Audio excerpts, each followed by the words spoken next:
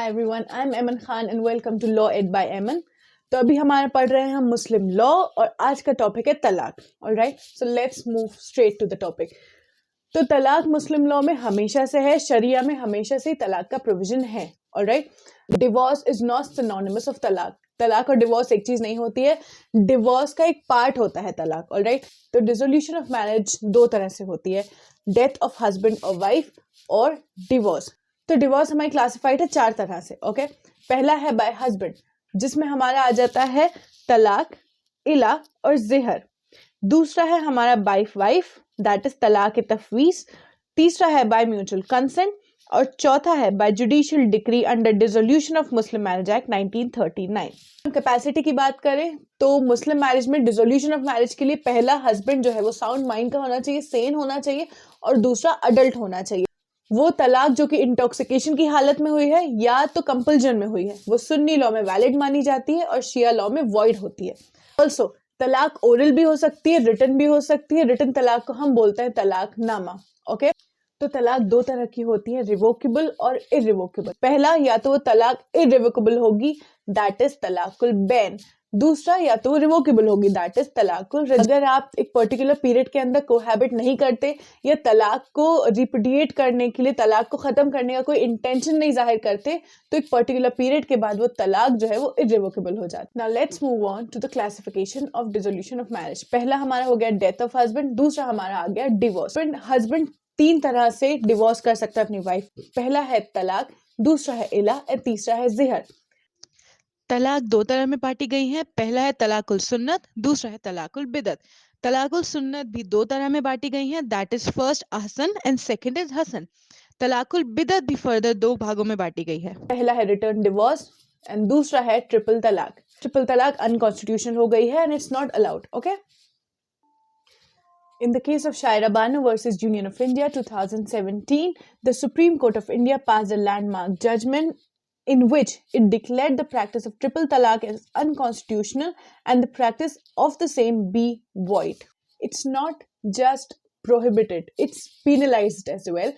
मतलब अगर एक हस्बैंड अगर अपनी वाइफ को ट्रिपल तलाक देता है तो उसे 3 साल तक की सजा हो सकती है एंड फाइन ऑल्सो। तो अब डिस्कस करते हैं हम पहला तलाक का फॉर्म, दैट इज अहसन। इस प्रोनाउंसमेंट में एक सिंगल सेंटेंस में तलाक बोली जाती है। उसकी कंडीशंस 3 होते हैं। पहला कि जो तलाक है वो एक सिंगल सेंटेंस में बोली जाए। दूसरा कि जो वाइफ है वो पीरियड ऑफ तुहूर चल रहा है, उसका तुहूर वो पीरियड होता है जिसमें वाइफ जो है उसका मेंस्ट्रुअल साइकिल नहीं चल रहा होता। और थर्ड है हस्बैंड और वाइफ इंटरकोर्स नहीं करेंगे ड्यूरिंग पीरियड ऑफ इद्दत। इद्दत के पीरियड के दौरान जो ये फॉर्म की तलाक होती है अहसन, वो रिवोकेबल होती है। मतलब अगर हस्बैंड और वाइफ इंटरकोर्स कर ले या साथ रहने लगे तो वो तलाक वहीं रिवोक हो जाती है। सेकंड फॉर्म है हमारा हसन। हसन को गुड मोड ऑफ तलाक बोला जाता है। ओके, इसमें तलाक का जो तलाक प्रोनाउंसमेंट होता है बाय द हस्बैंड, वो 3 बार में होना चाहिए। 3 सक्सेसिव टाइम्स में वो तलाक का प्रोनाउंसमेंट होना चाहिए। और 3 सक्सेसिव टाइम्स कैसे? In case of menstruating wife पहला प्रोनाउंसमेंट होगा फर्स्ट पीरियड ऑफ तुहूर में, दूसरा प्रोनाउंसमेंट दूसरे पीरियड ऑफ तुहूर में और तीसरा प्रोनाउंसमेंट तीसरे पीरियड ऑफ तुहूर में। ओके, अगर नॉन मेंस्ट्रुएटिंग वाइफ है तो फर्स्ट, सेकंड और थर्ड प्रोनाउंसमेंट के बीच 30 दिन का गैप होगा। तीनों प्रोनाउंसमेंट के बीच अगर हस्बैंड और वाइफ इंटरकोर्स कर लेते हैं तो वो तलाक रिवोक हो जाती है। मतलब थर्ड प्रोनाउंसमेंट तक जो हसन मोड की तलाक है वो रिवोकेबल होती है, दैट इज तलाक रजी होती है। अब हम आ जाते हैं सेकंड तलाक के फॉर्म पे, दैट इज तलाक बिदत। तलाक बिदत अनकॉन्स्टिट्यूशनल हो चुकी है। ये थी ट्रिपल तलाक जिसमें एक ही बार में हस्बैंड तलाक 3 बार प्रोनाउंस करता था एंड वहीं जो मैरिज है वो रिपुडिएट हो जाती थी। वाइफ का इसमें कोई से नहीं होता और हस्बैंड के पास इसकी कंप्लीट राइट होता था। तलाकुल बिदत को तलाकुल बैन भी कहा जाता है क्योंकि जैसे ही प्रोनाउंसमेंट होता है तभी से ही तलाक जो होती है वो इरिवोकेबल हो जाती है। नेक्स्ट है हमारा इला। इला होता है वाव ऑफ कॉन्टिनेंस। जहाँ एक हस्बैंड कसम खाता कि वो अपनी वाइफ के साथ सेक्सुअल इंटरकोर्स नहीं करेगा और उसे इद्दत करने के लिए छोड़ देता है, तो इस टाइप की जो डिवोर्स होती है उसे हम इला कहते हैं। तो इला की कुछ कंडीशंस होते हैं, जैसे पहला जो हस्बैंड है वो साउंड माइंड का होना चाहिए and he must have attend majority. दूसरा, ही स्वेयर्स बाय गॉड और टेक्स अ वाव। तीसरा, he does not have sexual intercourse with the wife. And चौथा, he abstains from sexual intercourse for 4 months और मोर। Next है जिहर, that is injurious assimilation. इसमें अगर एक हस्बैंड अपनी वाइफ को उन रिलेशन से कंपेयर करे जो कि हस्बैंड के लिए प्रोहिबिटेड है फॉर मैरिज, ये भी एक तरह का डिवोर्स होता है अंडर मुस्लिम लॉ। तो अगर एक हस्बैंड अपनी वाइफ को अपनी बहन से या माँ से कंपेयर करता है या उनके जैसा बताता है तो ये भी एक तरह का डिवोर्स होता है। इस केस में वाइफ जो है हस्बैंड को रिफ्यूज कर सकती है तब तक जब तक हस्बैंड पेनेंस ना कर दे। पेनेंस मतलब जो अपनी गलती है उसको किसी तरह से सुधार न ले। उसके 3 तरह होते हैं। पहला, या तो किसी स्लेव को आजाद कर दे। दूसरा, या तो वो फास्टिंग करे एक पर्टिकुलर टाइम के लिए, दैट इज 2 महीने। और तीसरा, वो 60 पुअर्स को खाना खिलाए। तो ये होता है 3 तरह पेरेंट्स का। अब जिहर के कुछ कॉन्सिक्वेंसेस होते हैं, जैसे पहला, सेक्सुअल इंटरकोर्स नहीं कर सकते वाइफ और हस्बैंड जब तक पेनेंस ना हो जाए। दूसरा, हस्बैंड जो है उसको पेनेंस करना जरूरी हो जाता है। तीसरा, वाइफ जो है वो जुडिशियल सेपरेशन क्लेम कर सकती है अपने हस्बैंड अगर हस्बैंड ये एक्ट कंटिन्यू करता रहे तो। ऑल्सो जिहर में इंटेंशन बहुत जरूरी होना चाहिए। अगर husband as a sign of respect, as a mark of respect अपनी वाइफ के लिए ऐसी चीजें बोल तो ये जिहर नहीं होगा। लेकिन अगर हस्बैंड डिसरिस्पेक्टफुली अपनी वाइफ को ये सब कह रहा है तो वो जिहर होगा। तो इंटेंशन मैटर करता है जिहर में। हो गया हमारा वो तलाक जो कि एक हस्बैंड इनिशिएट कर सकता है। Now let's move on to the wife, that is second one. यह है तलाक तफवीज। तफवीज मतलब डेलीगेट करना होता है। इसमें हस्बैंड जो है वो या तो वाइफ को या तो किसी थर्ड पर्सन को अपना पावर ऑफ तलाक डेलीगेट कर देता है। ऑल्सो इसका ये मतलब नहीं है कि हस्बैंड के पास वो पावर नहीं रहती, हस्बैंड के पास भी तलाक की पावर रहती है, लेकिन वो अपनी वाइफ को या किसी थर्ड पर्सन को वो पावर डेलीगेट कर देता है।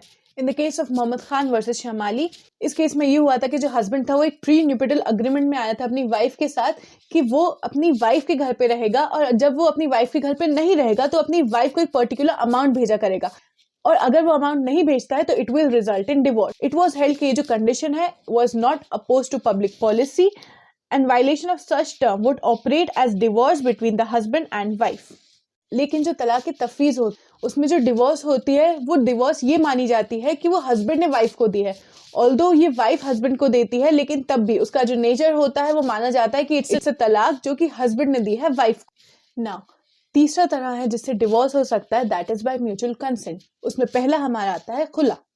खुला वो डिवोर्स होता है जो वाइफ इनिशिएट करती है, हस्बैंड का कंसेंट उसमें जरूरी होता है और जो वाइफ है वो एक पर्टिकुलर अमाउंट देती है, कंसिडरेशन होता है खुला का। खुला के कुछ एसेंशियल्स होते हैं, जैसे पहला, it should be initiated by the wife. जो ऑफर है डिवोर्स का वो वाइफ से आना चाहिए। जो ऑफर है उसका कुछ कंसिडरेशन होता है, एवज बोलते हैं उसको, for the release. And third, जो ऑफर है वो हस्बैंड को एक्सेप्ट करना चाहिए। तो खुला की कुछ कंडीशंस होती हैं जो जरूरी होती हैं। अगर सुन्नी लॉ की बात करें तो 2 कंडीशंस होती हैं कि वो अडल्ट हो और साउंड माइंड का हो। शिया में 4 कंडीशंस होती है, वो अडल्ट हो, साउंड माइंड का हो, फ्री कंसेंट दे रहा हो और उसका इंटेंशन हो वाइफ को डिवोर्स कर। नाउ म्यूचुअल कंसेंट में सेकंड हमारा आ जाता है मुबरत। मुबरत मतलब डिवोर्स बाय म्यूचुअल कंसेंट। जैसे खुला में वाइफ होती है इनिशिएट करने वाली पार्टी, इसमें म्यूचुअल कंसेंट से होता है। तो मुबरत में ऑफर या तो वाइफ दे सकती है या तो हस्बैंड की तरफ से आ सकता है। अब जब मुबरत का ऑफर एक्सेप्ट कर लिया जाता है बाय द अदर पार्टी, ये इरिवोकेबल डिवोर्स हो जाती है और इसके बाद इद्दत फॉलो करना वाइफ के लिए जरूरी हो जाता है। मुबरत और खुला दोनों में ही इद्दत फॉलो करना जरूरी होता है वाइफ के लिए। Now fourth and the last way of divorce in Muslim law is dissolution of Muslim marriage act 1939, जिसमें पहला हमारा आता है लियान। तो लियान में ये होता है कि अगर हस्बैंड जो है वो वाइफ पे फॉल्स चार्ज लगाए अडल्ट्री का, तो जो वाइफ है वो हस्बैंड को सू कर सकती है और इस बेस पे उससे डिवोर्स ले सकती है। It was held in the case of Zafar Hussain versus Ummatur Rahman. Allahabad high court ने ये कहा था कि वाइफ अंडर मुस्लिम लॉ जो है वो सूट फाइल कर सकती है against a husband for dissolution of marriage और ऑब्टेन कर सकती है डिक्री ऑन द ग्राउंड कि उसको फॉल्सली चार्ज किया गया था अडल्ट्री से बाय द हस्बैंड। तो लियान के कुछ एसेंशियल्स होते हैं, जैसे पहला, a husband must be adult and Sen. दूसरा, वो अपनी वाइफ को अडल्ट्री के लिए चार्ज करता है। तीसरा, जो चार्ज है जो उसने वाइफ पे लगाया है वो झूठे हैं। और चौथा, जो फॉल्स चार्ज है वो इप्सो फैक्टो मतलब सिर्फ इसी वजह से मैरिज डिसॉल्व नहीं होती है कि उसने फॉल्स चार्ज लगाया है। ये ग्राउंड होता है डिवोर्स का जो वाइफ यूज कर सकती है to move the court and obtain divorce. Okay, next है, मैरिज तब तक कंटिन्यू करती है जब तक कोर्ट से डिक्री नहीं आ जाती डिसोल्यूशन ऑफ मैरिज की। नेक्स्ट, जो जुडिशियल सेपरेशन होता है इस मोड से वो इरिवोकेबल होता है। In the case of Jori Bi versus Sheikh Munshi Bipari, इसमें कहा गया था कि जो अडल्ट्री के चार्ज जो हस्बैंड वाइफ पे लगाता है वो सिर्फ ग्राउंड नहीं हो सकता, डिवोर्स के लिए वाइफ को अप्लाई करना पड़ेगा कोर्ट में for the decree of dissolution of marriage. दूसरा है इसमें फर्स्ट में ये होता है कि हस्बैंड और वाइफ एक काजी को अप्रोच कर सकते, फिर वो जो काजी है वो उनकी मैरिज टर्मिनेट कर सकता है। Also dissolution of Muslim marriage act 1939 में सेक्शन 2 ने मुस्लिम विमेन को कुछ 9 ग्राउंड्स दिए हैं जिसकी वजह से जो मुस्लिम विमेन है वो डिसॉल्व करवा सकती है अपनी शादी एंड ऑब्टेन कर सकती है decree for dissolution of marriage. Okay, वो 9 ग्राउंड्स हैं ये।